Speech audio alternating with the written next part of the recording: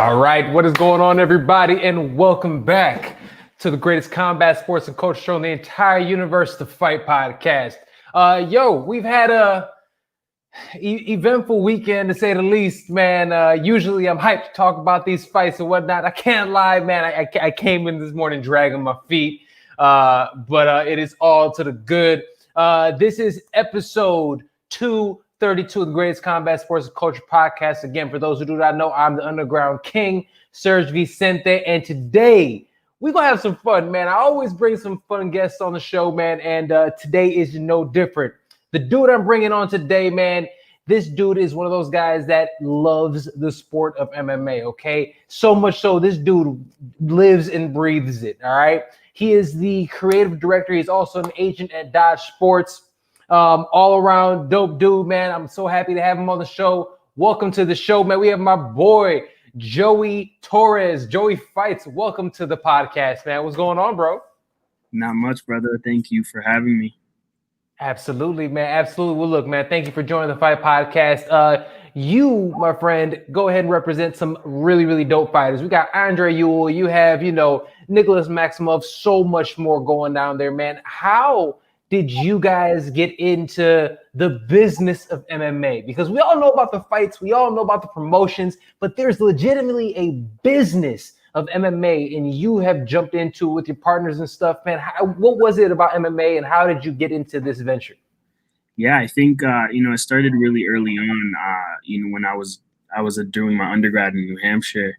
I used to write a lot of music. I used to do record music. I used to have a lot of people that were kind of in my circle, and I kind of always found myself like managing what we would be doing, when we'd be performing, when we'd release music, right?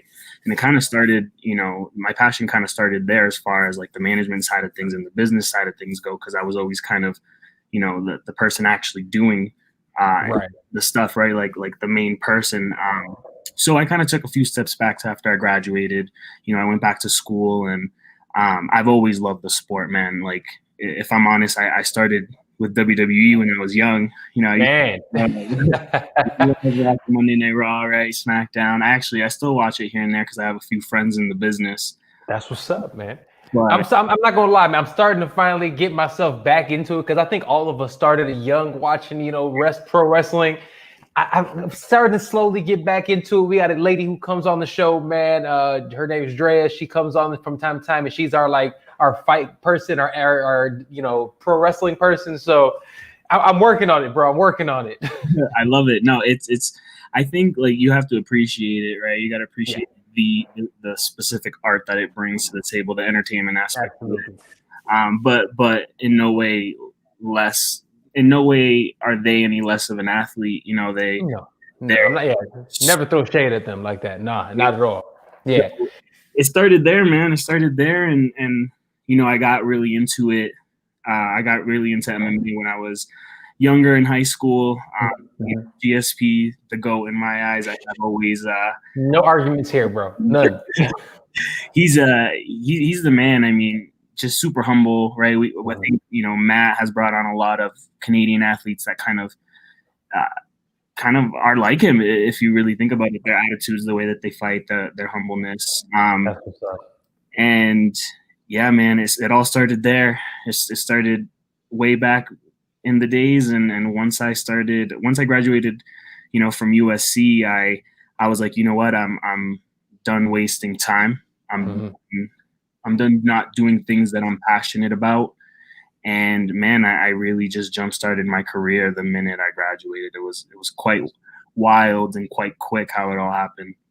Dude, that's awesome. And you know what, man, I'm noticing, and it's funny because it's really coming into a common theme of some of the individuals that I get coming on this show. And, not even talking about the fighters, I'm talking about everybody else that comes on, because the people that tend to follow their passions, that's legitimate success. When you follow your passion, you follow what you actually want to do in life. You're not listening to anybody else. You're like, this is the fuck I'm doing. You end up having success, man. You're a young dude. You're out here doing your thing, man. You repping some really badass fighters, bro. I mean, look, you got your young boy out here, doing work for Dana White Contender Series. You got Andre Ewell, he can't help but to be an entertaining fight. I swear. I love him, man. He's such a dope dude. Like, you know, these guys were already on the roster when I came on, you know, just working with Dodge Sports. But it's been such a pleasure. It's been awesome, man. Andre, sometimes he'll call me randomly just to say what's up, and he's always good vibes. He reminds me of you a lot. Actually, I got to get you guys on. Oh, dude, love to have him on, man. I'm a fan of his, man. It's funny. I always end up picking for him. I don't know why, but I love his style. He has a great style. That type of creativity that he has, the ranginess, you know, and also, I mean, let's not forget his fight before last, man. Yo, I don't know what happened, but it seemed like his hand was shattered. He had like a really bad, and he kept hitting with the same hand. The dude is badass, man. He really is, man. He fought through a lot of adversity that last fight, and I know he really wanted to showcase all the improvements, especially after taking the time off, going through surgery, just having his second baby boy. So you know that was fun to watch. He's such an entertaining fighter. He's a people's fighter. He wants to entertain. So, and I love that he's always the same person. You know, he's always about smiling, good vibes. You know, making the best of every moment. He's super positive. Like, it's such a good fighter, you know, to have on the roster. He's such a big, I guess you can call him like a big brother, even if he's younger than some of them. But yeah. He being in the UFC, he's kind of like a mentor to other fighters, which is nice to have. That's what's up, man. You know, one thing I'm noticing, and again, now that you manage and you work with a lot of these guys, fighters a lot of times get pigeonholed, right? And they really put people in a box and say that, oh, they're fighters, they're like these meatheads, they're dudes that, you know what I'm saying? Like, they're dudes that aren't that bright. They fight because they're not smart or something. But everyone, again, that I've been blessed to speak from your guys' team and everything. Some of the most intelligent, you know, thoughtful individuals that you'll see. Could you speak to that, man? Not only with the roster that you guys have, but also he speak to the fallacy of, you know, the MMA athlete. Yeah, I think you hit it on the nail, right? Like, there's still somewhat of a stigma. I think it's gotten a lot better now that. I mean, bro, when you got motherfuckers like Kobe going out there talking out his ass, it's I understand it. Yeah, you know, and I think that part of the sport kind of sucks, right? Because one person kind of can ruin it for a lot of people. But then you also have shows like Kingdom. As much as I love the show, it showcased the worst side. You know, MMA. Like, there was a lot of drugs involved. There was a lot of drinking involved. There was just so much, you know, so much. It wasn't the martial art component of the sport. Right. And even though they had a ton of, you know, mixed martial artists, a lot of UFC fighters, Bellator fighters, I saw Pro Gonzalez in there. Heck yeah. It kind of, you know, plays to that stigma. So, you know, for us, when we recruit, right, we go through a really lengthy process. It's never really quick. It's not night and day. It's not, you know, we don't sign them immediately after we talk to them. We like to talk to the people around them, the people who they trust most with decision making, right? Because all these people, when you sign an athlete, you're signing the whole team, anyone who's involved in that sense. So, when we are recruiting for these athletes, when you talk to them, you kind of get that impression, right? That impression that you're getting, where a lot of these people are really well spoken, they're really intelligent, right? A lot of them are actually really methodical with their careers, and they understand the longevity aspect of it that a lot of fighters sometimes, especially now during COVID, probably went out the door, right? Because they just want to get active. They just want to fight. And I've had a few fighters kind of reach out and ask for advice. And the best thing I could say is, man, don't let the times get you. You got to stay ready, but don't just take an opportunity to take one. You don't want to come in and put yourself another year back, right? Yeah. With a lot. So, I think all of the way that we recruit, we kind of handpick these people. A lot of them sometimes go under the radar, and we bring them into the radar like full steam. I remember, man, it took me a little while to sign Nick Maximov, but he was kind of, in my opinion, going under the radar, and killer. He's a killer too. Yeah. Especially, you know, his ground game is second to none. He has the look, he has everything. And but right before I signed him, or I think right after I signed him, I told him, "You're gonna go unnoticed no more." And that same day, we had booked him with 6 people. I think 6 interviews. We had him everywhere. He was doing Submission Underground after Submission Underground. He's competing again, coming up in Submission Underground. Dude, that man doesn't rest. He keeps me on my toes. So I love it though. He's, to me, right, as far as I'm aware, he's the most active athlete that I know of. He's competed for Submission Underground, I think 4 times already. This will be his 5th.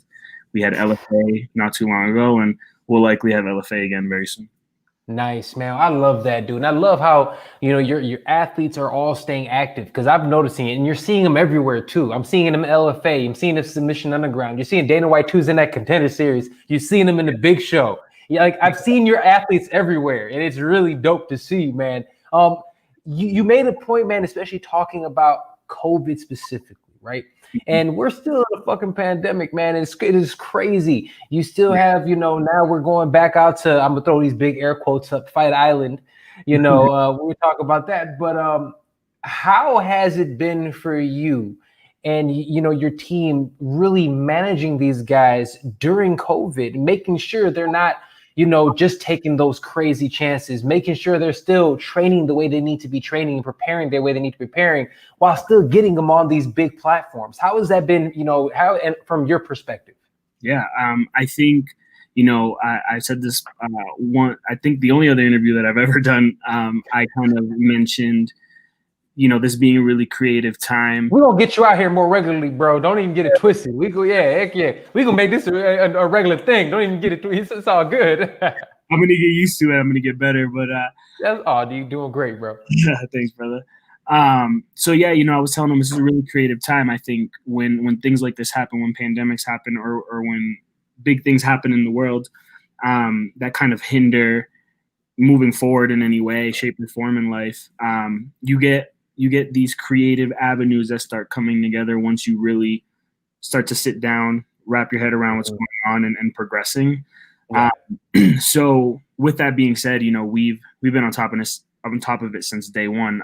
I'm a person who I kind of take on a lot of other people's emotions, and that's just kind of by nature now, especially when you're managing people, right? So when the pandemic happened, I'm not thinking just about me, my current situation. I'm thinking about Nick. I'm thinking about actually, we signed Nick in the middle of the pandemic, if I'm not mistaken, like right before things got really bad.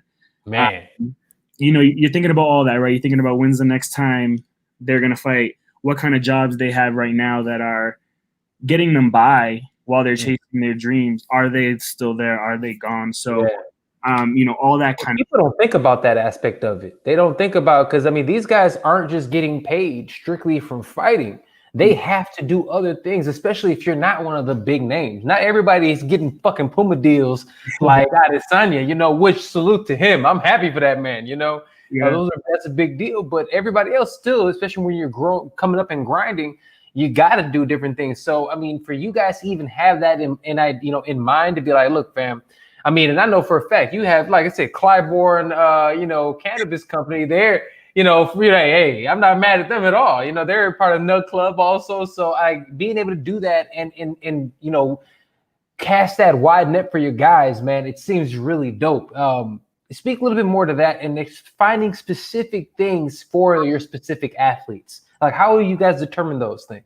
Yeah, I think that's the luxury of having a smaller agency behind you, and no knock to any of the bigger ones. Obviously, you know, there's a lot of successful ones, but for Matt and I, we really like to keep it small. We really like to keep it boutique style, in the sense that we're really going to get in the nitty gritty with you, right? Like, when it comes to sponsors, we're not just going to slap a sponsor just because it's signed on to the agency and not a specific fighter.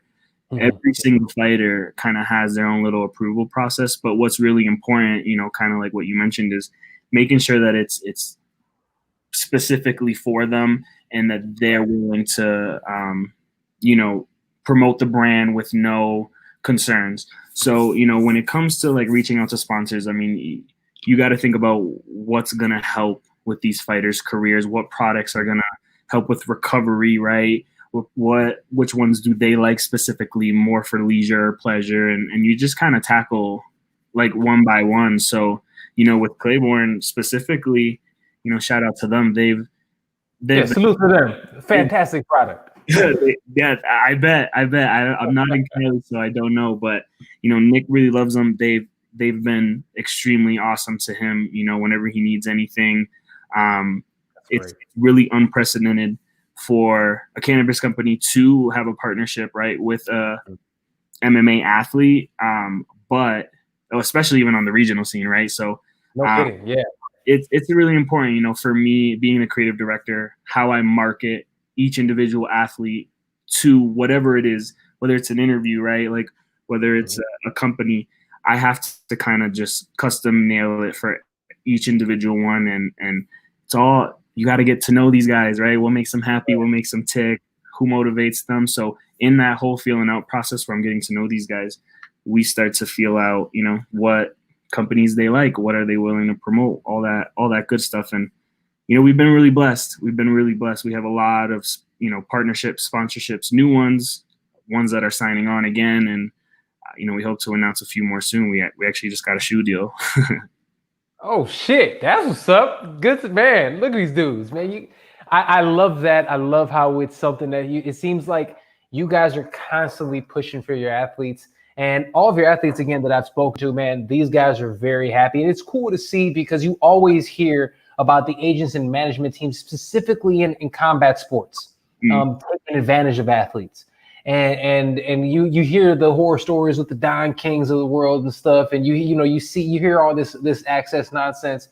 But MMA definitely seems different from boxing in terms that it's more so like there's a committee of people. There seems like there's more individuals. It's not like it just seems like different from just like a promoter. The managers seem like they do a little bit more.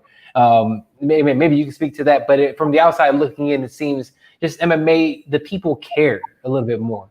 Yeah, I think there's a lot of really good agencies doing great stuff. I have a few friends in the game, but I think as far as the game goes, I think maybe what you see that's a little different is it's not as regulated.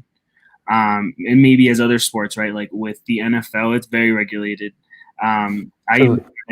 Looking at Major League Soccer because I'm here in Colorado. I'm really close to the stadium, and I have a friend who knows a lot of the players. And a manager for a professional soccer player can make over a certain percentage. So it's extremely regulated. And with MMA still being only the Wild West, baby. That's what that is.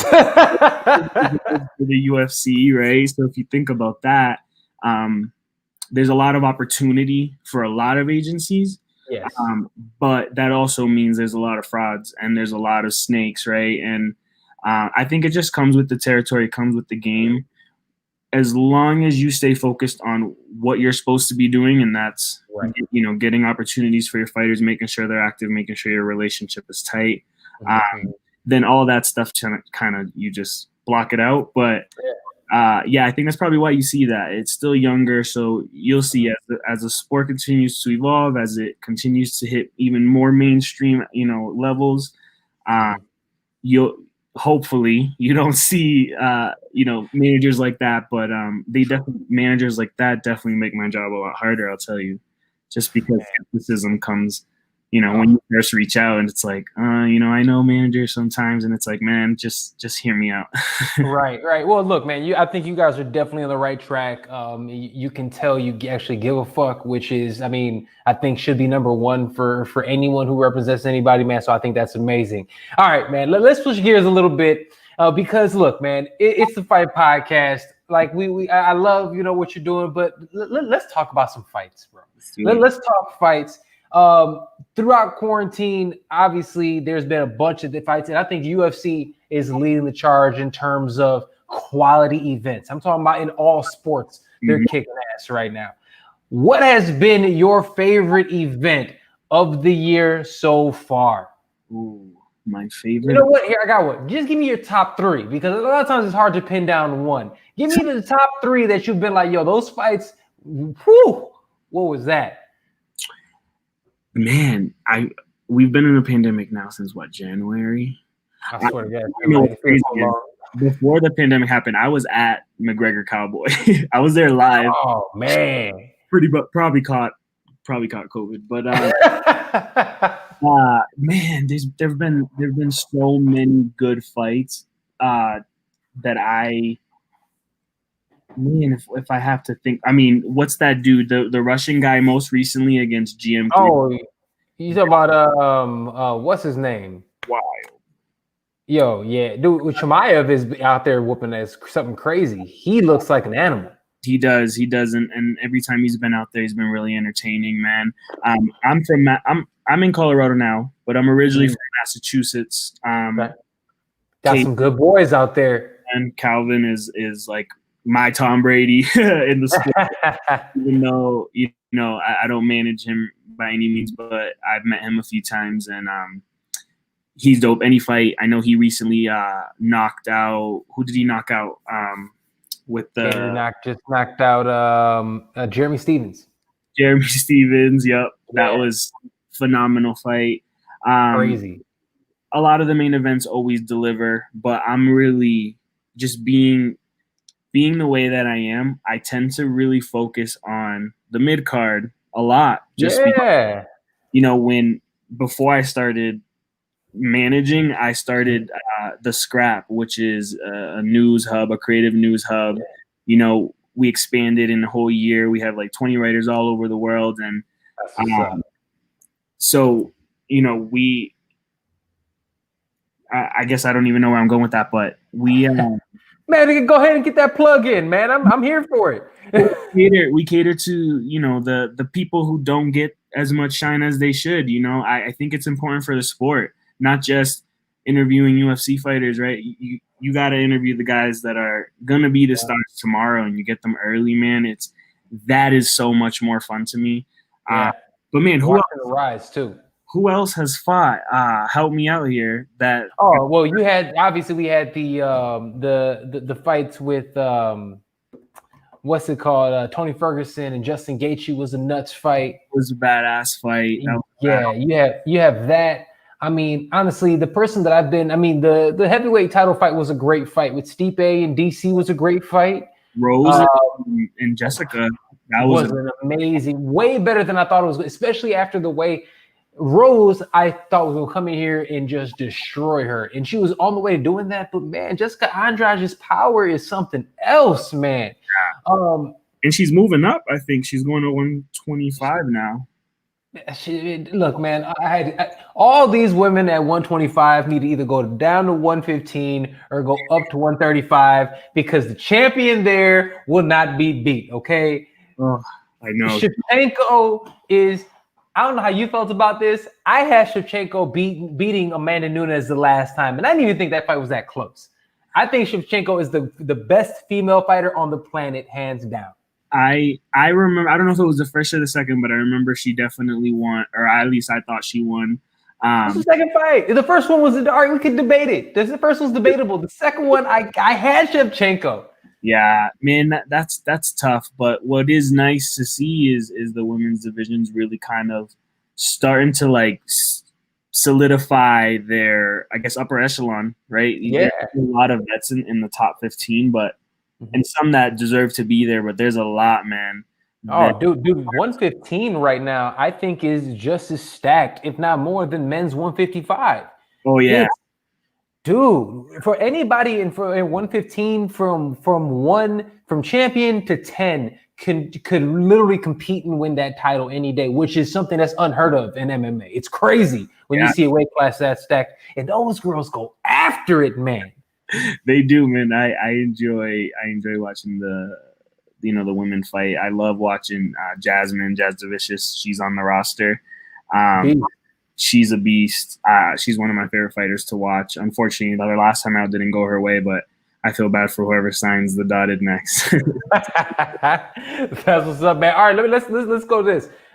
Fights that need to happen. Unfortunately, we see how 170 is panning out. A lot of people are saying that Colby Covington should be fighting Jorge Masvidal.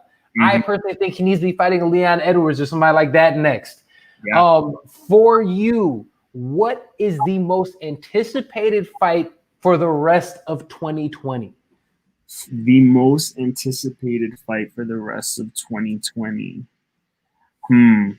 For me personally, what I want to see, and this is just because I'm a New England fan, Okay. is I want to see Calvin versus Holloway. I would like to see that. I think Holloway's gotten 2 shots at the title. He won that last fight too. I agree. But if we're going to give people title shots because they were close, I think we just have to kind of relook at why we're giving people title shots. I get that he's a massive star. I love the man. Don't get me wrong. Oh yeah, There's a lot of new blood, and I'm kind of excited. You know, I personally think that 145 and 135 are absolutely stacked in the UFC. So I'm excited. Sterling was scary. I mean, at 135. Yo, to watch that title fight, I think that's going to be insane. I'm excited for Garbrandt to go to 125. I thought. What do you think about that with Figueiredo, man? I think that's a scary fight for Garbrandt. I think it's absolutely a scary fight, and it's a scary cut. I mean, let's be real. Cutting when you don't have fat, it's absolutely gruesome. So, and we saw what happened to TJ. Like whether it was the weight cut or not, that he got destroyed pretty fast. So, you know, I respect it. I do. But what I wish I would change is that we would stop doing that. And we would focus on really solidifying these divisions, because 125 has more than enough contenders to fight for that belt. Maybe they don't bring this massive star appeal to it, but put them on a co-main, right? Like do what they did with Joanna when they built her. She was the co-main for Ronda, right? Like they were building her little by little. So, you know, I hope that they build those divisions, especially women 45. Well, and they have, like you said, they have the talent there. It's just always interesting to me, especially Bellator. I think they has their own issues in the way that I feel like at times manage their guys, because I think Bellator realistically ends up getting the best young talent.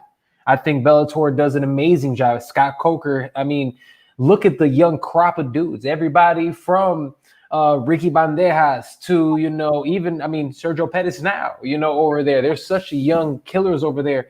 But it's like, I don't know, they're like hidden away on fucking DAZN and shit. No one watches it, you know? You know? To like Bellator, I think the difference between Bellator and UFC, besides the obvious stuff, right, is the fact that Bellator can still somewhat operate as a regional promotion, whereas the UFC, you can't do that. Like you can't bring in someone to lose that with an 0-3 record fighting in the UFC. You will literally get chewed up if that ever happens. So Bellator kind of has that free range, and I think that's often why you see a lot of young talent go there, is because they are getting built. And not to say that one way is the right way to get to the top, right? But sometimes whatever way you can get there, you can. It is what it is. But it seems like I'm happy to see, and I want people to be built up. I think that the UFC actually did a great job with Adesanya. I mean, if you look at the people that he fought, the jumps made sense. You know what I'm saying? Like each and every jump made a lot of sense. And now I'll tell you one thing, and I want to ask you about that one real quick. One of the last, how do you feel this weekend? Huge fight, Adesanya, Paulo Costa. Bro, what does your gut tell you? How does this fight go? You know, for some reason, my gut tells me Paulo, but I will never count Izzy out because although Paulo beat Romero, they're very similar, you know, in how they fight in their body structure. So I don't think he's anything different from what Izzy's seen, but can Izzy get caught? Absolutely. You know, everybody can. It's MMA. You know, So I mean, and you saw he got caught a few times against Gastelum. So dude, he got cracked against Yoel, you know. And now I will say this: I think Yoel carries more one-punch power than Costa does. I think Costa is more muscle, and I think he ends up bringing a wave at you. You know, you never see, and even when he knocks guys out, remember when he knocked out Johnny Hendricks? Yeah. They're never out. they're just like, I'm tired. I can't take it anymore. It's too much, you know? So I'm looking at that. Now, this is my opinion on this fight. I think, again, I'm with you. I think this fight can go either way. But the way I look at this fight is you have a guy that has 100 fights in his career, who has seen every style ever. And if you look at a guy who's not entertaining the grappling, I think it's going to be hard to stand with anybody as good and as skilled as Adesanya is. That's just me. But I'm very open understanding if, hey, this is MMA. Anybody can get touched. Anybody can get touched, and I try not to be superstitious, but I won't lie. There are often times that I am, and the cover curse, man. It sometimes that's in the back of my head. Oh man, Hey, that out in the universe, but we'll see. If it is, I'm gonna tell nobody could be on the cover ever again, man. But yo, Joey, brother, last question before we get you out of here. Thank you so much for your time today, man. I really do appreciate it. In terms of young prospects that we need to be looking out for, I'm gonna ask you two questions with it. Okay, it's two-parter. One that you don't represent and one that you do. What are two up-and-coming guys that we need to be looking out for? Yeah, I think there's a few. I like to find the diamonds in the rough, right? So Absolutely. Yes. There is a female talent Nice that fights at 135 and 145 that I am very fond of. Matt is extremely fond of. We don't work with her. We'd love to work with her. But her name is Chelsea Chandler. Okay. She fights in Invicta. She only fights undefeated girls, and she absolutely demolishes them. She has this West Coast swagger, very similar to Nick Maximov, because she used to train with them at the Nick Diaz Academy, if I'm not mistaken. Okay. I think she's a special talent. If you just pull up her IG, she definitely has that attitude. Yeah, like first thing you see is her like bossed up and shit. Like, oh, okay, I see. I'm about to check her fights out. She has hands and she just has a swagger to her that I really enjoy watching. I remember when I watched her for the first time, I texted Matt and I was like, I don't know why, but I have like Ronda vibes. And it's not the talent. They're so on the opposite end of the spectrums, but I think it was just the aura she brings, that gangster confidence that makes a difference. Yeah, she just doesn't care who's in front of her. And seeing those new girls that are in the UFC, like that Danielle Wolf, who just got signed off Contender Series, eat her up. So definitely look out for her. She's super dope. As far as one that's signed to us, man, I mean, I could go on for days. I mean, we've already talked about Maximov. I think that dude he's gonna be a star. Rocket ships are launching soon. But I think as far as the talent that we have coming up that are booked, my first ever fighter that I brought onto the roster, Justin Wetzel, is a Team Elevation prospect. He great team. Honestly, probably one of the best teams in the world, if not the, arguably probably the best gym. Top three. It's at the point now that they're definitely top three. Oh yeah. Absolutely. I mean, there's no arguments there. They have some of the best in the world. He gets cornered by Corey Sandhagen. He's a beast. Sandman. The Sandman. He's been awesome in getting Wetzel prepped for the big leagues. But Justin, he's just an overall good guy. I remember going to the LFA fight to recruit someone else, and Matt was like, "Hey, if you're gonna go, look at the card and see who sticks out and see who we can talk to." I ended up hitting Wetzel up right before the fight. I get to the fight, he knocks the dude out in I think like less than 40 seconds, and I was like, "Yeah, this is a no-brainer." And he's out in Colorado with me. But if I had to give you an international one, Zach Powell's fighting very soon. I think just like 8 days after Wetzel. I think Wetzel's fighting on October 2nd. Zach Powell's fighting on October 10th. He is a lightweight. He is a beast, man. Ground game is incredible. The Canadians, you got to watch out for, man. The up and comers, Those quiet assassins, man. Yeah, they're phenomenal, man. Zach has this relentless, relentless fight style, very similar to Maximov, but a little different, obviously. And he's making his United States debut. He's only ever fought in Canada. We're bringing him to the States during the pandemic. He's going to headline his first card. So that's awesome, dude. I love it, dude. Well, hey, man, Joey, you guys are doing an incredible job. Keep up the great work, man. I'm loving like the athletes you guys are bringing out.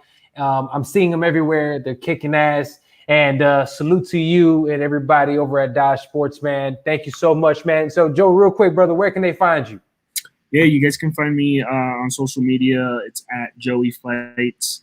It should be the same for all of my platforms. You can hit me up if you watch this interview, if you want ask me questions, just want to put yourself on my radar. Me and Matt, we're still signing talent throughout the pandemic. So, don't hesitate to say what's up. There it is, brother. Joey TORRES from over at Dodge Sports. My brother, thank you so much for joining me. I'm telling you, bro, we got to do this again, man. We got to make it a thing. Let's do it. I'm down. Appreciate it. All right, my brother. Yes, sir. You have a good one, man. Thanks for joining me on the show. See you. Yes, sir. All right, guys. That was the man, Joey TORRES, man. Joey Fights. Dodge Sports, amazing time, great interview, man. Thank you so much for him joining. I'm telling you, the guys that they have on their roster are the real fucking deal, okay? I'm talking about, I've talked about Nicholas Maximov. I've talked about Andre Ewell. I've talked about Genius MMA. I'm talking about all these guys, man, for a reason. They're doing the right things, and it really gives me vibes of those same, I mean, we're looking at like First Row Management and all these other ones. They give me that type of vibe, where these guys that are legitimate, passionate about the sport, passionate about their athletes, and they're hustling to do it. I love it. Some young dudes out there, man. Salute to them and everybody involved. All right. This has been episode 232 of the greatest combat sports and culture show in the entire universe, the Fight Podcast. I'm your host, the Underground King, SERG Vicente. Real quick before we get out of here, I want to give a shout out to our sponsors, Everlast. Everlast is an incredible company since 1910, makes some of the greatest boxing and MMA equipment around, man. Check them out today. 1910, you can get a everlast.com. You get 10% off with promo code TheFight. Also, you get 15% off if you go ahead and hit up cbdpure.com, man. All of your CBD needs, they're there for you. You get done working out, you wake up in the morning, you need to go to sleep at night. Yo, CBD Pure has what you need, okay? A little couple drops under the tongue, have you rep, man. So cbdpure.com, man. Check them out. Promo code TheFight, and you'll also get 15% off there. And last but certainly not least, give us some love to Nug Club Official. Nug Club Official is an incredible company, incredible cannabis brand that we're supported by as well, man. Check them out today. $200 worth of bud you get for $100 on promo code TheFight. You also get an extra $10 off on that as well. So literally $200 worth of bud, top level, top prime stuff delivered directly to your home or office right here in California or all up the West Coast. They'll take care of you. Nug Club Official, you get $10 off of their $100 box. All right. With that being said, check us out on all streaming platforms. We're everywhere, as you see, YouTube, Facebook, we're on LinkedIn. We're going to be on Twitch as well coming up soon, so you'll be able to see us on Twitch as well. Check us out everywhere podcasting is available. Check us out at the website, thefightpodcast.com, and check us out on all social media platforms, even TikTok. Who cares if Trump's trying to shut that shit down? We're on TikTok too now. All right, love you guys. This is host SERG Vicente of the Fight Podcast. I'll see you next time right here on the Fight Podcast.